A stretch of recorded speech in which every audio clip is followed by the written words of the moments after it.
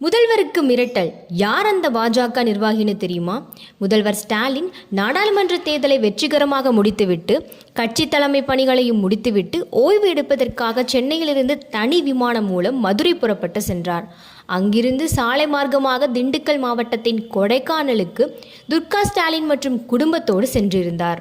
மதுரை விமான நிலையத்தின் கழக உடன்பிறப்புகளின் பிரம்மாண்ட வரவேற்புகளை ஏற்றுக்கொண்டு கழகத்தின் நிர்வாகிகளை சந்தித்துவிட்டு மதுரை விமான நிலையத்தில் கொடைக்கானலுக்கு கிளம்பும் நேரத்தில் அதிர்ச்சி சம்பவம் ஒன்று காத்திருந்தது. தமிழ்நாட்டில் தற்போது திமுகவிற்கும் பாஜகவிற்குமான மோதல் தினமும் அரங்கேறி கொண்டுதான் இருக்கிறது.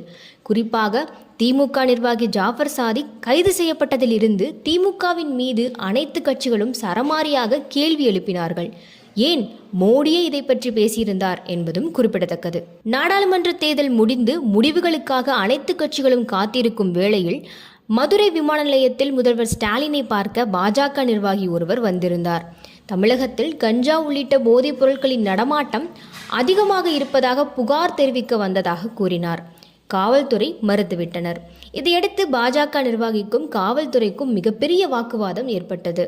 சந்தேகப்பட்டு அவரை காவல்துறையினர் சோதிக்க மேலும் இன்னொரு அதிர்ச்சி காத்திருந்தது. அது என்னவென்றால் கஞ்சா பொட்டலங்களோடு அவர் வந்திருப்பது தெரிய வந்துள்ளது. இதனால் காவல்துறையினர் அவரை சுற்றி வளைத்து கைது செய்தனர். இந்த விவகாரம் அரசியல் வட்டாரங்களில் தற்போது பேசுபொருளாக மாறியுள்ளது.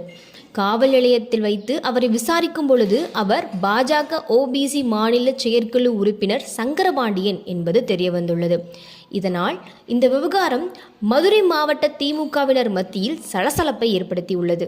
பாஜக ஓபிசி மாநில செயற்குழு உறுப்பினர் சங்கரபாண்டியன் மீது மதுரை விமான நிலையத்தில் பாதுகாப்பில் இருந்த காவல்துறையினரை ஆபாசமாக திட்டியது, அரசு பணியை செய்ய விடாமல் தடுத்தது, வெடிகுண்டு வைத்து கொலை செய்து விடுவேன் என மிரட்டியது, அரசால் தடை செய்யப்பட்ட கஞ்சாவை விற்பனைக்காக வைத்திருந்தது என 6 பிரிவுகளின் கீழ் போலீசார் வழக்கு பதிவு செய்துள்ளனர்.